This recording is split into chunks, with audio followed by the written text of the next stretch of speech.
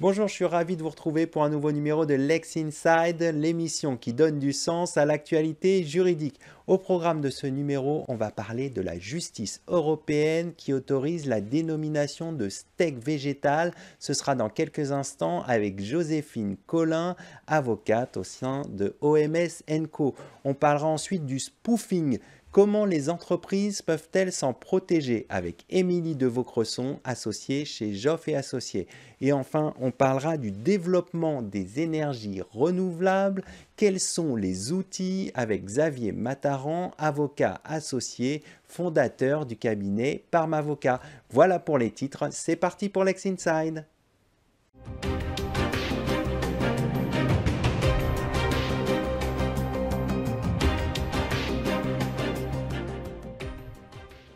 La justice européenne autorise la dénomination steak végétal. On en parle tout de suite avec mon invité, Joséphine Collin, avocate au sein de OMS & Co. Joséphine Collin, bonjour. Bonjour Arnaud. Pour la justice européenne, un État membre de l'Union européenne ne peut pas interdire les dénominations animales pour les produits végétaux. C'est ce qui ressort d'un arrêt du 4 octobre dernier. Avant de revenir sur cette décision, quel est le cadre juridique français pour les dénominations des produits végétaux? Alors, l'État français, et sous l'impulsion du ministre de l'Agriculture, a pris deux décrets. Un décret daté du 29 juin 2022, puis un deuxième qui abroge le premier, daté du 26 février 2024. Ces décrets visent à interdire l'utilisation des dénominations traditionnellement issues du milieu de la viande, de la charcuterie, de la boucherie, pour désigner des produits végétaux. Et le cadre qui a été posé est celui d'une interdiction relativement générale et abstraite sur la manière dont on ne peut pas utiliser un certain nombre de termes définis tels que jambon, steak, saucisse, filet et autres pour désigner des produits qui sont exclusivement ou partiellement faits à base de protéines animales, végétales, pardon. Alors, on vient de voir le cadre juridique français. Qu'en est-il du cadre juridique européen? Alors, d'un point de vue européen, il existe un règlement qui réglemente l'étiquetage des denrées alimentaires. C'est un règlement de 2011 dit INCO sur l'information des consommateurs. Ce règlement prévoit qu'un commerçant, un producteur de denrées alimentaires doit commercialiser ses produits sous sa dénomination légale s'il en existe une, ou alors sous un nom usuel. S'il n'y en a pas, il doit employer un nom descriptif. Est-ce qu'il y a d'autres contraintes? Il existe effectivement d'autres contraintes. Quand on s'attache à regarder les secteurs et les filières en particulier, en ce qui concerne par exemple les produits laitiers, le lait, on a des restrictions plus fermes en ce qui concerne l'usage et l'emploi de ces dénominations dans le cadre de la commercialisation de tout type de produits. En ce qui concerne la viande, il y a effectivement un cadre réglementaire qui impose notamment une forme de traçabilité des produits lors de la commercialisation. En revanche, il n'y a pas au niveau européen une interdiction ferme ou une réglementation extrêmement précise sur la manière dont on doit désigner les produits végétaux au regard de la filière de la viande existante. Alors, on va revenir sur cette décision donc, du 4 octobre dernier qui autorise donc, la dénomination steak végétal. Pouvez-vous revenir un peu sur le recours et ensuite les conséquences de cet arrêt? Tout à fait. Alors, le décret de 2024 a, au niveau national, fait l'objet d'une procédure en référé et les effets ont été suspendus par le Conseil d'État qui a renvoyé une question préjudicielle à la Cour de justice de l'Union européenne qui avait à trancher la question de savoir si ce décret était illégal au regard de la réglementation qu'on a expliquée juste avant. Et l'enjeu central de la décision se noue autour de la notion de dénomination légale. Le décret prévoyait une interdiction générale d'emploi des termes tels que jambon, steak, saucisse pour désigner des produits végétaux. Or, ce qu'il faut comprendre, c'est que ni la réglementation européenne, ni la réglementation française ne définit légalement ce qu'est un jambon, un steak ou un filet. Et D'accord. la Cour a estimé à cet égard qu'à défaut de dénomination sociale, les États membres n'étaient pas autorisés à interdire de manière générale et abstraite l'emploi de ces termes usuels, de ces noms usuels pour désigner des produits végétaux. Hein, est-ce qu'on peut imaginer, sous pression par exemple des lobbies des producteurs de viande, hein, que le législateur s'empare du sujet pour justement apporter des définitions à ces mots steak d'origine, des produits d'origine de viande bovine? Tout à fait, on peut l'envisager à deux niveaux. D'abord à un niveau européen, puisque le législateur est tout à fait légitime à adopter une réglementation spécifique à ce sujet, mais les États membres le sont également. Bien sûr. En ce qui concerne, pour prendre un exemple qui serait plus parlant, celui de la filière du lait et des produits laitiers, a démontré que la puissance de ce lobby permettait aujourd'hui une interdiction de l'emploi du terme tel que lait de soja ou beurre de riz. Et cette décision, elle a été entérinée en 2017 par la Cour de justice de l'Union européenne. La situation aujourd'hui est différente en ce qui concerne la filière de la viande, mais effectivement, puisque le ministère de l'Agriculture a à cœur de protéger cette filière en insistant sur la transparence de la provenance des produits, pourrait décider de légalement et officiellement fournir une définition au jambon, au steak, à la saucisse, de telle manière à ce que son usage soit restreint ou en tout cas encadré. Aujourd'hui, quelles sont les conséquences de cette décision? Alors, d'un point de vue très concret, très pragmatique, puisque les effets des deux décrets ont été neutralisés par la Cour de justice de l'Union européenne, ça ne change rien. Si ce n'est que cette décision permet de manière ferme et précise aux producteurs et aux commerçants de substituts à la viande animale, aux producteurs de produits végétaux, de renforcer leur positionnement marketing en employant des termes traditionnellement associés à la viande pour asseoir effectivement leurs produits sur le marché qui ne fait que croître puisque en 2023, la filière représente quasiment 222 millions d'euros Non, de chiffre d'affaires. justement, alors cette filière est en plein développement. Comment vous voyez l'évolution, les perspectives, justement, est-ce qu'il y aura une tendance jurisprudentielle pour vous en leur faveur, justement? Sans doute, dans la mesure où l'enjeu financier est palpable et existant, il pourrait être opportun de créer des dénominations légales, soit à un niveau européen, soit à un niveau national, pour désigner ces produits végétaux qui sont effectivement relativement récents sur le marché, qui sont de plus en plus importants, mais qui sont encore méconnus du grand public. Adopter des dénominations au niveau européen permettrait aux consommateurs d'assimiler ces produits et effectivement d'avoir une meilleure vision du panel de produits disponibles dans un supermarché, par exemple.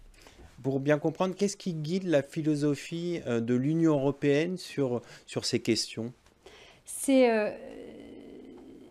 L'Union européenne cherche à concilier deux intérêts, celui du consommateur et aussi celui naturellement des opérateurs économiques. Il y a une volonté d'assurer une forme de liberté des produits dans l'Union européenne, une liberté de la concurrence, mais tout en garantissant que le consommateur bénéficiera d'une information claire, puisqu'une information claire permettra d'assurer également une sécurité alimentaire, donc ça vise un enjeu de santé publique et ça permet également aux consommateurs de devenir acteurs du monde agricole aussi, puisqu'en ayant conscience de ce qu'ils consomment, ils se responsabilisent. Et cet enjeu est central aussi pour la Cour de justice de l'Union européenne. On voit bien que les intérêts divergent en fonction de qui introduit aussi un recours. Bien sûr. Pour finir, il y a peut-être un juste milieu aussi à trouver pour pas qu'il y ait tromperie du consommateur avec les termes qui peuvent être parfois ambigus.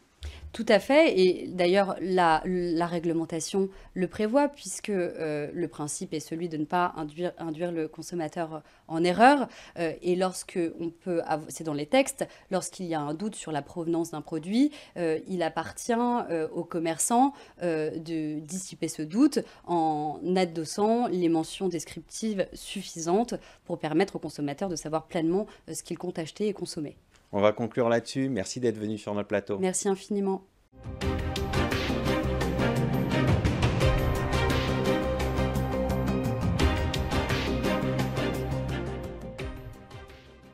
On poursuit ce Lex Inside et on va parler spoofing. Comment les entreprises peuvent-elles se protéger de cette arnaque avec mon invité, Émilie de Vaucresson, associée chez Joff et Associés. Émilie, bonjour. Bonjour Arnaud. Alors le spoofing est une arnaque qui est de plus en plus fréquente, mais qu'est-ce que le spoofing et quelle est l'ampleur de ce phénomène? Alors le spoofing, c'est effectivement une arnaque qui consiste à usurper l'identité des entreprises ou des personnes qui sont victimes de ce spoofing. D'accord. L'ampleur est de plus en plus importante. On estime aujourd'hui, à peu près en 2023, que ça représente plus de 379 millions d'euros de fraude. Donc c'est énorme. voilà, c'est une grosse ampleur. L'objectif de ce type d'arnaque, quelle est-elle? C'est d'utiliser la confiance, de jouer sur l'émotion, de jouer sur l'urgence pour que des personnes en situation de confiance remettent des données, des informations, voire de l'argent à un escroc qui en profite et qui utilise un certain nombre de mécanismes pour obtenir cette confiance des personnes. D'accord. Alors maintenant qu'on sait ce qu'est le spoofing, quelles sont les différentes formes de spoofing qui visent les entreprises? Alors, il y a plusieurs formes de spoofing. Il y a le spoofing par usurpation de mail. D'accord. Ça consiste en fait à utiliser l'adresse email ou une adresse email qui est très proche de celle d'une entreprise et de laisser croire à la personne qui va recevoir l'email que c'est l'entreprise d'origine qui a adressé cet email.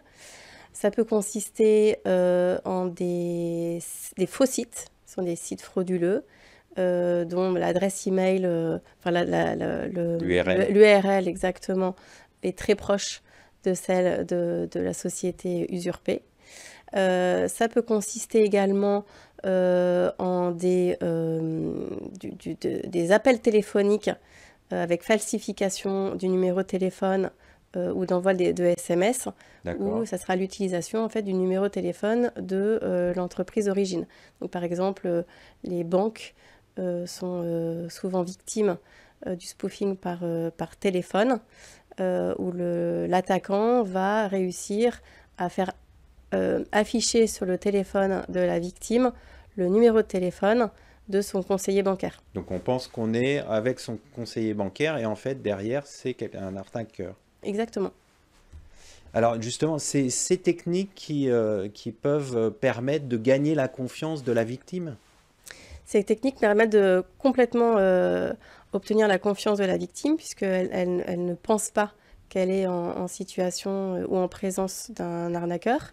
Et généralement, l'arnaqueur va utiliser, ce que j'ai dit tout à l'heure, une situation d'urgence. Donc soit se faire passer pour le conseiller bancaire pour laisser croire qu'il y a une situation de fraude et qu'il faut agir en urgence et donc intervenir sur le compte.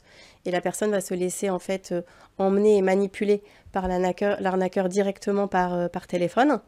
Ça peut être aussi des situations où la personne va aller spontanément sur un site internet qui est un faux site, mais elle y aura été amenée en fait soit par de la publicité ou par des actes, par du mailing. Et elle va renseigner des données personnelles. Exactement, et pour lui laisser croire en fait qu'elle peut être la première à bénéficier d'un avantage particulier, par exemple pour investir auprès de sociétés, etc.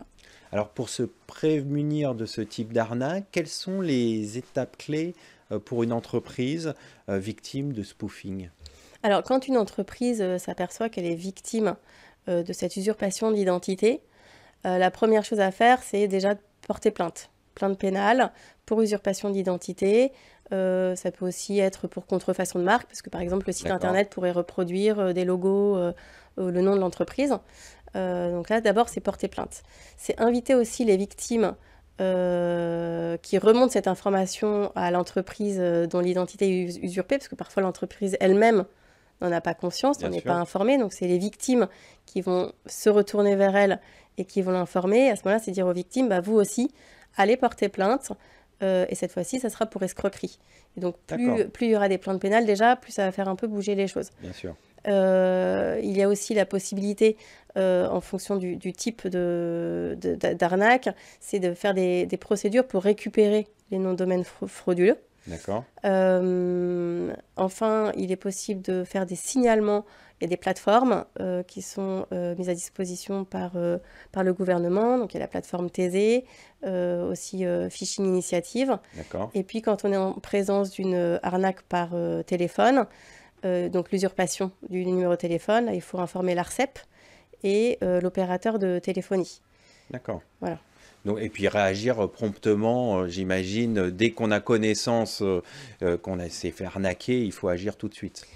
Il faut agir tout de suite et idéalement, on peut aussi mettre des messages d'avertissement sur le site internet pour dire attention, voilà, on a fait l'objet d'une usurpation d'identité, mais ce n'est pas nous qui vous appelons directement. D'accord. Et quelle peut être la responsabilité d'une entreprise dont l'identité a été usurpée pour arnaquer des clients, si on s'en est servi pour arnaquer des clients? Alors, cette entreprise, elle est victime. Donc, en tant que telle, elle n'a pas de responsabilité légale, sauf si elle laisse la situation perdurer, qu'elle en a connaissance, et c'est ce que vous disiez, ben, il y a peut-être un intérêt quand même à agir vite pour faire en sorte qu'à partir du moment où elle en a connaissance, qu'elle évite la propagation de cette fraude. Il y a aussi des cas un petit peu particuliers qui vont concerner les banques, où on a notamment un arrêt récent de la Cour de cassation qui, dans une affaire concernant BNP Paribas, a pu décider que la personne, le client de BNP Paribas, qui avait été finalement victime de cette fraude et qui avait du coup fait des versements à l'arnaqueur, qu'il n'avait pas été parti, enfin en tout cas que la banque n'était pas en mesure de démontrer qu'il avait été gravement négligent. D'accord. Et donc, à partir du moment où il n'y avait pas de négligence grave de cette personne cliente de BNP Paribas a été condamné à rembourser à son client les sommes qui ont été versées par fraude à l'arnaqueur. Donc, il y a quand même une protection des clients de l'entreprise victime. Il y a des protections de ces personnes-là, étant précisé que là, ça s'est retourné contre BNP Paribas qui a dû payer et rembourser son client. Alors justement, est-ce que l'arsenal juridique dont on dispose est satisfaisant pour contrer ces arnaques et indemniser les victimes, ou est-ce qu'il faut faire évoluer le droit ? Alors, on a un certain nombre de mécanismes qui s'orientent pas vers l'indemnisation des victimes, mais qui cherchent à encadrer et à lutter contre la fraude elle-même. Donc, on a une loi, en fait, la loi Negelen de 2020 sur le démarchage téléphonique, dont des dispositions sont rentrées en vigueur là au 1er octobre 2024 et qui impose aux opérateurs de téléphonie de mettre en place un système, des mécanismes d'authentification des numéros. Ce qui signifie qu'à partir du 1er octobre 2024, si un appel est réalisé au moyen d'un numéro qui n'est pas authentifié par un opérateur, cet appel sera automatiquement interrompu. D'accord. Donc ça, c'est un moyen en fait de protéger ça évite les usurpations d'identité dont vous avez parlé précédemment. Exactement, au moyen du téléphone. Alors pour le moment, c'est uniquement sur les lignes de téléphone fixe. D'accord. Mais on parlait tout à l'heure du conseiller bancaire. conseiller bancaire, c'est un numéro de téléphone fixe qui est utilisé, donc ça sera un moyen de limiter et d'éviter ces fraudes.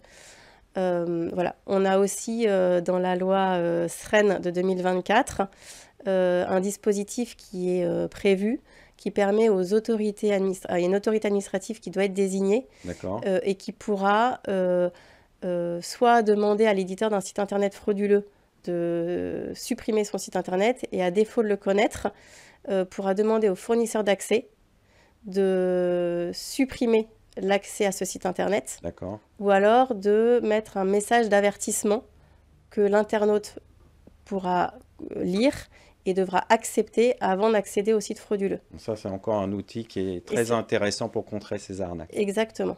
Bon, on va terminer là-dessus. Merci d'être venu sur notre plateau. Merci Arnaud.